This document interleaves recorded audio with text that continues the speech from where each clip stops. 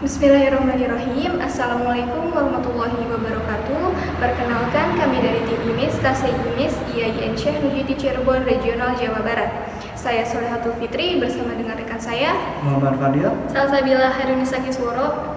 Sebelumnya kami sampaikan terima kasih kepada Dewan Juri dan Panitia Telminas 2020 yang telah memberikan kesempatan kepada kami untuk menjadi finalis LKTI Telminas 2020. Izinkan kami untuk mempresentasikan hasil karya tulis kami yang berjudul Optimalisasi Dana JISWAP berbasis Marketplace sebagai stabilisator perekonomian umat. Assalamualaikum warahmatullahi wabarakatuh. Indonesia adalah sebuah negara yang terdiri dari banyak pulau. Dunia ini memiliki 45 negara yang tergolong sebagai negara kepulauan. Salah satu negara kepulauan terbesar di Asia Tenggara adalah negara Republik Indonesia. Selain terdiri dari banyak pulau, Indonesia juga memiliki berbagai macam suku, ras, agama, dan budaya, dan mayoritas penduduknya memeluk agama Islam yang saat ini lebih dari 207 juta muslim di Indonesia.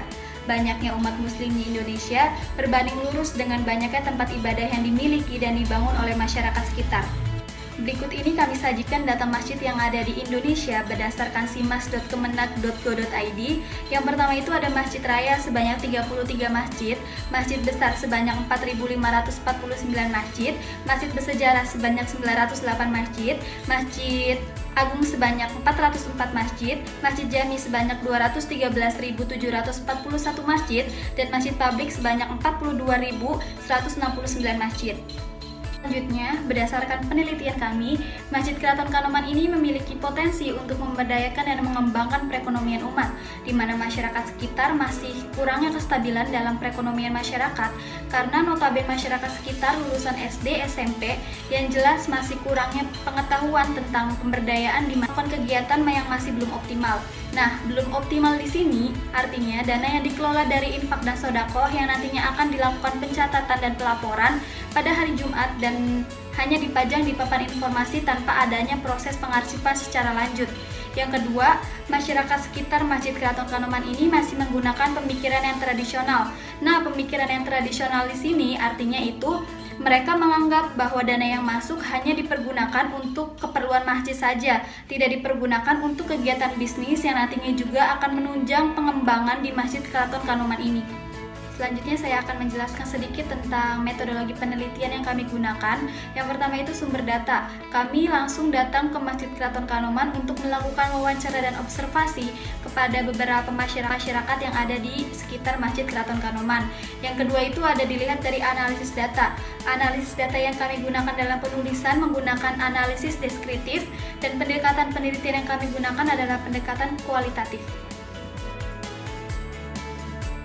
Seperti yang telah dijelaskan oleh rekan saya, Salsabila, bahwa masjid bersejarah memiliki potensi yang cukup besar untuk memberdayakan umat.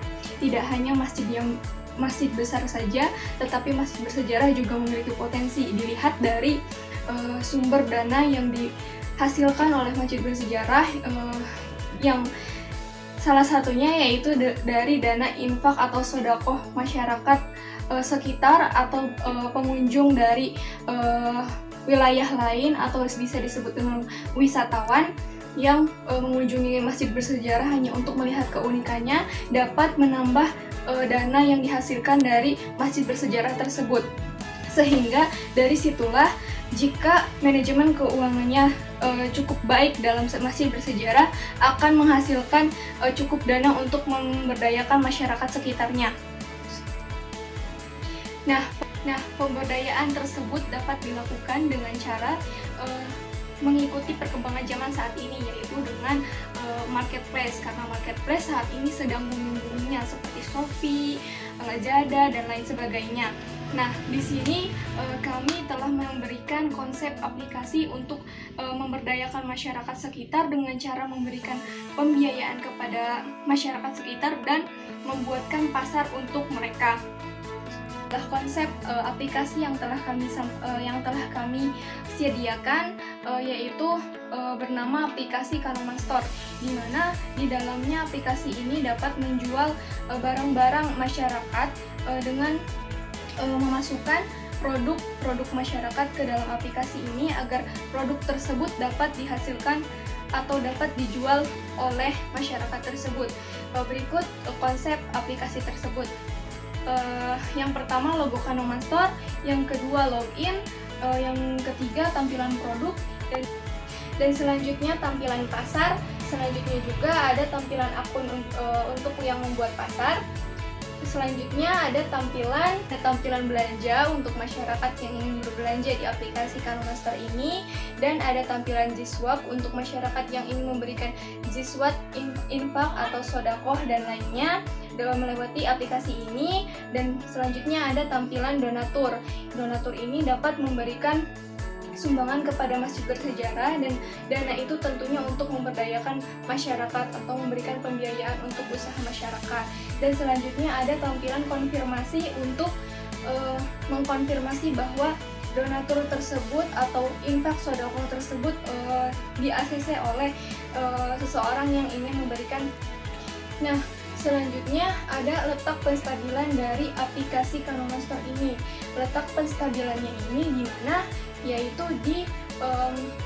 dengan cara memasarkan produk masyarakat dengan melewati aplikasi Kanoman Store ini dapat meringankan masyarakat untuk biaya pemasaran, untuk memudahkan barang dagangan agar lebih cepat terjual seperti itu, dan selanjutnya juga akan mendapat keuntungan yang lebih bagi masyarakat.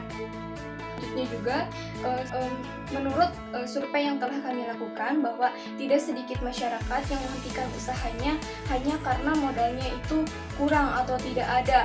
Nah, dengan adanya pembiayaan masjid bersejarah ini dan dilakukan melalui aplikasi ini, seorang pedagang di sekitar masjid tersebut dapat menjalankan kembali usahanya dari modal yang diberikan oleh masjid bersejarah ini.